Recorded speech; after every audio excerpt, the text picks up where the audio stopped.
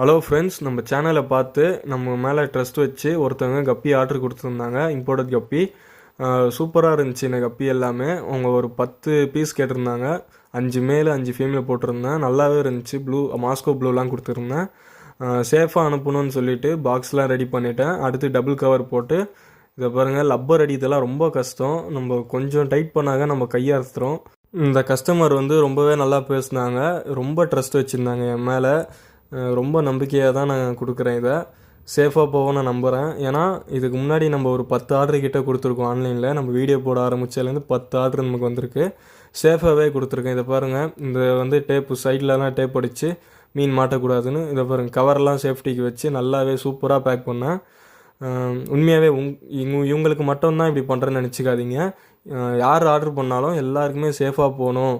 அதாவது நான் முக்கியமான பாயிண்ட் நான் என்ன சொல்லுவேன்னா, உங்கள் கிட்ட வரும்போது மீன் செத்து கிடந்தா அந்த மீனுக்கான காசை நான் திருப்பி அனுப்பிடுவேன்.